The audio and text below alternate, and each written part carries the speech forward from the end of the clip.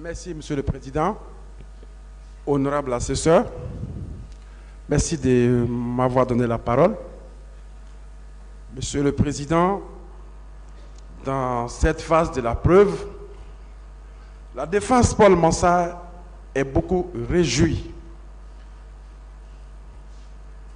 Elle est satisfaite non seulement de la sérénité des débats, mais elle est encore très satisfaite des observations apportées par le ministère public et même la partie civile, Monsieur le Président. Monsieur le Président, à cette phase de la procédure, et comme nous savons tous que votre intime conviction tire sa source dans ces éléments de preuve, nous retiendrons ici que ni la Commission nationale, ni la Commission internationale, ni les partis, ni les opposants, c'est-à-dire les manifestants, il n'a nullement été apporté un quelconque fait reproché à Paul Mansart. Sur les audios et les vidéos, s'il vous plaît. Monsieur le Président, sur ces audios et vidéos, nous retenons simplement, Monsieur le Président, que nous sommes satisfaits et qu'il n'y a rien à nous reprocher. Nous vous remercions, Monsieur le Président.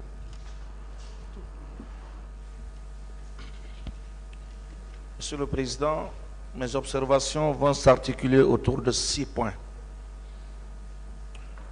Le premier point, la défense du capitaine Moussa Dadis Camara observe qu'aucun support audiovisuel projeté ici ne soutient les termes de l'accusation à l'encontre du capitaine Moussa Dadis Camara. Le deuxième point,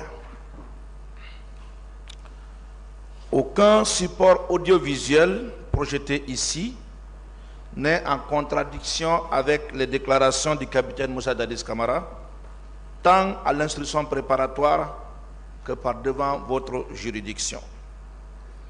Troisième point, les vidéos projetées ici, faisant allusion aux interviews du capitaine Moussa Dadis Camara, décrivent évidemment qu'il a hérité d'un lourd héritage de l'armée avec ses désordres. Le quatrième point, contrairement à ce qu'on a entendu ici, il ressort clairement sur la dernière vidéo qui a été projetée que le capitaine Moussa Dadis Camara a fait preuve de compassion à l'égard des victimes en déclarant 2 jours de deuil national, les 29 et 30 septembre 2009, en demandant aux religieux de prier pour le repos de l'âme des disparus. Et plus loin, il a manifesté sa volonté de faire appel à la communauté internationale. Vous verrez même sur la vidéo, il parle du président de l'ONU. Il dit clairement sur la vidéo avoir de son propre chef, sans avoir été contraint, fait appel au secrétaire général des Nations Unies pour mettre en place une commission d'enquête internationale qui devrait non seulement enquêter sur les événements du 22 janvier 2007, mais aussi les événements du 28 septembre 2009 et jours suivants. Sur cette vidéo, Monsieur le Président, vous voyez un homme abattu, très touché par la tournure qu'a pris les événements. La 5e observation porte sur la conférence de presse qui a été animée par les membres de la commission d'enquête nationale. Monsieur le Président, je dois dire que j'ai respecté ce rapport, mais après avoir entendu le contenu de ce point de presse, j'ai davantage renforcé ma conviction au sérieux qui a caractérisé ce travail. Monsieur le Président, honorable assesseur, vous allez convenir avec la défense du capitaine Moussa Dadis Camara que la méthodologie qui a été décrite par les membres de cette commission à l'occasion de ce point de presse est salutaire. Cette commission, à travers son président qui est un magistrat respecté et respectable, a aussi étayé les difficultés auxquelles les membres de la dite commission se sont heurtés à l'époque. Le temps pris pour les enquêtes et, Monsieur le Président, pour conclure sur ce point, la défense du capitaine estime que ce travail a été sérieusement mieux fait que... Pas de commentaires. Je vous remercie, Monsieur le Président. Je vais sur le dernier point, très rapidement, pour parler de ce qu'on a dit ici, parallèle entre les événements du 22 janvier 2007 et le 28 septembre 2009. Je l'avais abordé dans mon exorde. Monsieur le Président, je pense que on n'a pas bien cerné, et peut-être que chacun, dans la préparation éventuelle de ces réquisitions ou plaidoiries, pourra visionner ces audios, mais la défense du capitaine conteste le fait qu'on veut à tort l'incriminer parce qu'il aurait fait un parallèle entre les événements du 22 janvier. Pas de réponse, des observations. Je vous remercie, Monsieur le Président.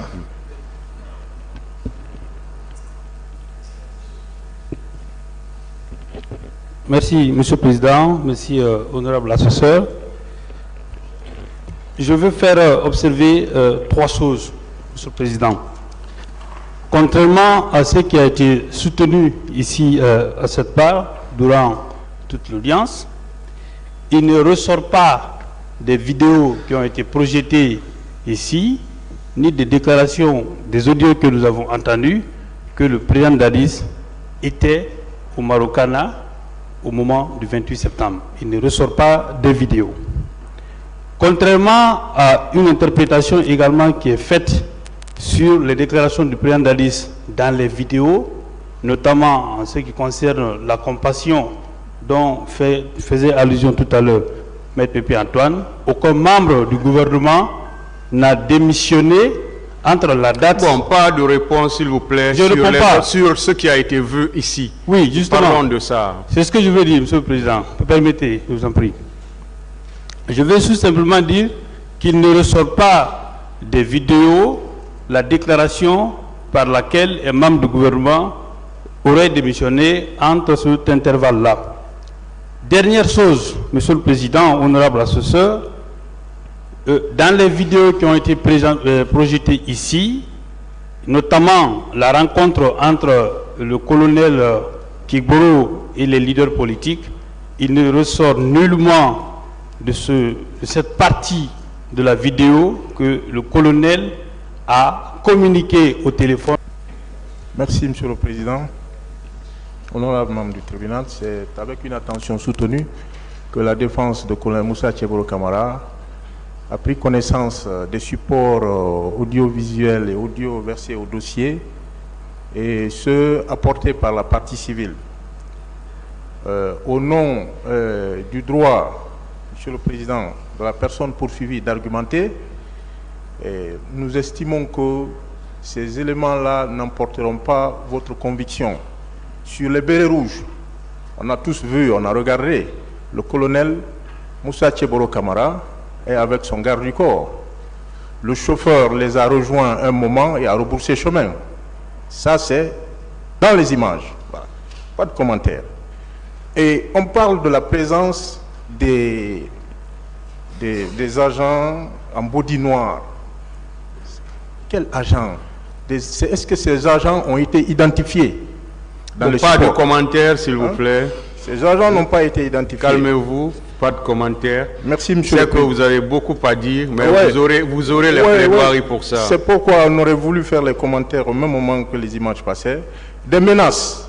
Il ressort. On serait resté un an ici, si on devait le faire. Il ressort des vidéos projetées, Monsieur le Président, que le colonel Moussa Tchebolo Camara n'a pas proféré de menaces. C'est pourquoi, à ce niveau, on avait beaucoup de choses à dire. Comme vous le dites, on réserve ça pour nos plaidoiries. Mais nous aurions souhaité avoir une confrontation avec certaines personnes qui ont parlé de menaces à ce niveau-là. Nous avons une liste exhaustive.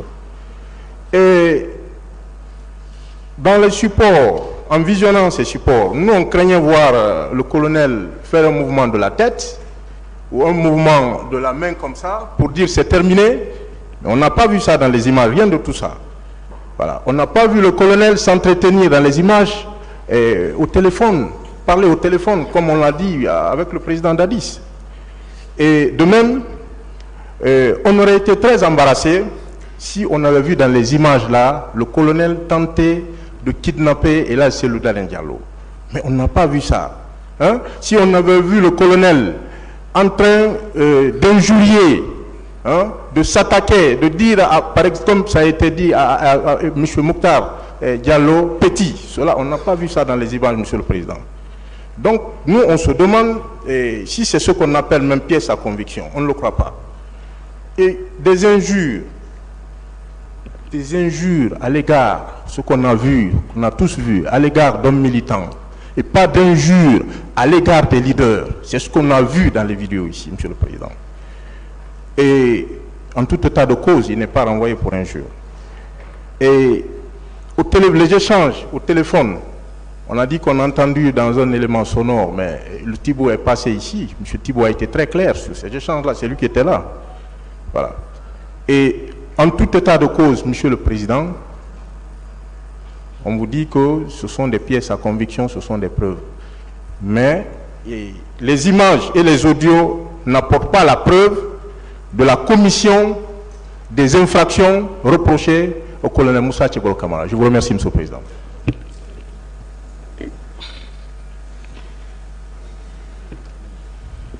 Merci, Monsieur le Président. Merci, Messieurs les assesseurs, avec votre honneur. Monsieur le Président, moi je suis surpris à travers les images que nous avons tous visionnées ici dans cette salle. Je n'ai vu nulle part, Monsieur le Président, Messieurs les assesseurs, colonel Moussa Tchebolo Camara en train de menacer, Monsieur le Président, en train d'injurier, Monsieur le Président,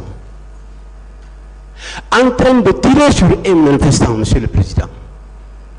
Nous, on pensait voir sur les images colonel Moussa Tchebolo Camara en train de tirer, Monsieur le Président, sur les manifestants. On s'attendait à cela, mais nous n'avons jamais vu. Au contraire, Monsieur le Président, vous avez écouté M. Baour ici a dit clairement... La vidéo, s'il vous plaît, et l'audio. Il a été, Monsieur le Président, félicité d'ailleurs par M. Baour. Et vous avez également écouté le président de la commission, Monsieur le Président, qui a également félicité le colonel Moussa Tchebolo Camara. Sauf, Monsieur le Président, nous n'avons jamais vu, nous n'avons jamais écouté ici, Monsieur le Président, ou entendu colonel Moussa Tchebolo Camara en train de menacer un manifestant. Nous n'avons jamais entendu, Monsieur le Président. Et j'espère que la même chose pour le tribunal et même le parquet, Monsieur le Président. Alors, Monsieur le Président, colonel Moussa Tchebolo Camara, pour terminer, a été le suivant. Sur la vidéo, Monsieur le Président, honorable conseiller, la défense du colonel Tchebolo, nous avons vu un ministre dans sa peau d'agent de sécurité applaudir par les manifestants avec leurs deux mains. Monsieur le Président, également, un entretien enthousiaste entre lui et les leaders, dont Sidia. Au niveau des audios, Monsieur le Président, honorable conseiller, Nous avons entendu dire, paix à son âme, feu Jean-Marie Doré dire que c'est lui, Konetchego, qui lui a sauvé lorsque deux Béloruses tentaient de l'éliminer. Encore, le général Badé, Monsieur le Président, a écouté les audios, alors chef d'état-major général des armes et de la gendarmerie nationale a dit que les agents des services spéciaux étaient souvent présents quand il y a un mouvement de foule, qu'ils sont sollicités. Monsieur le Président, Monsieur Baouri également, dans l'audio dit qu'il doit sa vie sauve grâce au colonel Tchibro. Qu'il soit vidéo ou audio, Monsieur le Président, nous réservons les commentaires pour les plaidoiries à venir. Nous vous remercions.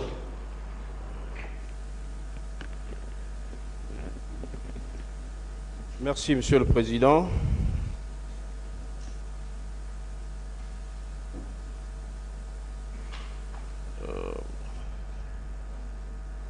Alors, Monsieur le Président, honorables assesseurs, j'ai 4 points que j'ai relevés au cours de cette série de projections. J'ai tout d'abord constaté, Monsieur le Président, que la qualité de certains audios était difficilement appréciable. Ça, c'est le premier point, parce qu'il fallait fournir assez d'efforts, Monsieur le Président, pour comprendre les mots qui étaient articulés dans certains audios. Ça, c'est le premier point. Ensuite, Monsieur le Président, quant aux vidéos,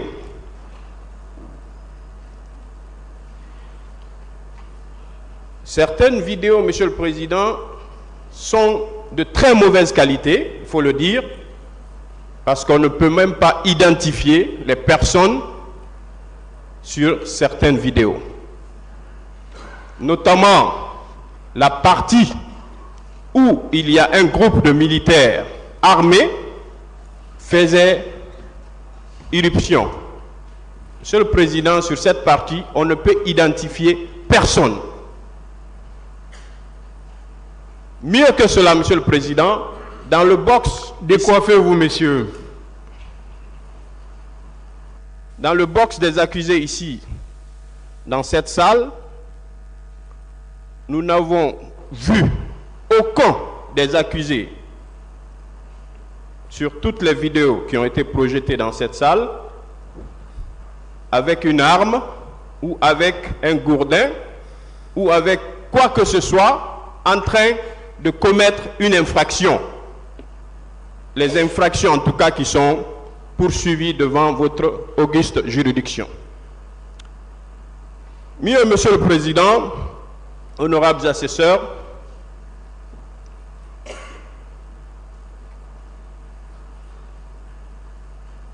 toutes les vidéos projetées, Monsieur le Président, pour la plupart en tout cas, sont issues de montages. Pour certaines vidéos, nous ne pouvons pas, à notre avis, considérer ces vidéos comme des scellés, comme des preuves. C'est impossible.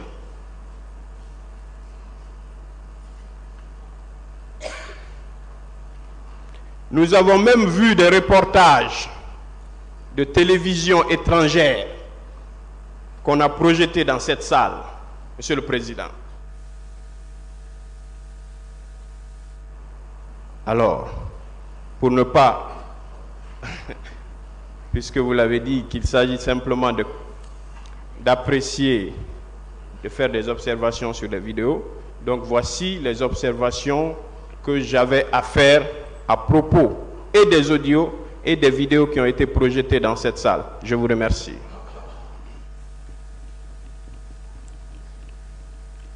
Merci, Monsieur le Président. Merci, honorables assesseurs.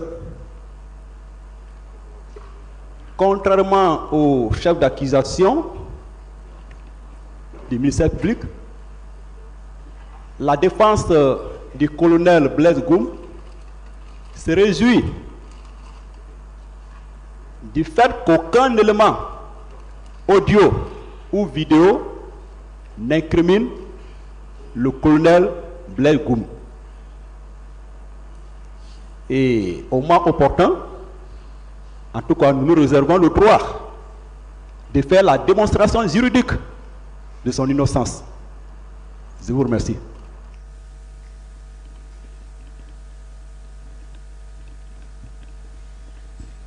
Ma remarque est très simple. C'est que, en visionnant des images et à la suite des audios, je ne vois pas un élément de l'armée régulière identifié en train de commettre des exactions. Toumba, ici, tout le monde a regardé Aboubacar Diakité du Toumba. Moi, je ne l'ai pas vu en train de violenter. Voilà mon observation. Et que il y a des infiltrés, des hommes autres que l'armée régulière. Donc, s'il faut rester dans l'esprit de l'article 497, je voudrais qu'il y ait vraiment une identification certaine, précise. Voilà ce que j'ai observé, M. le Président. On en a l'assesseur.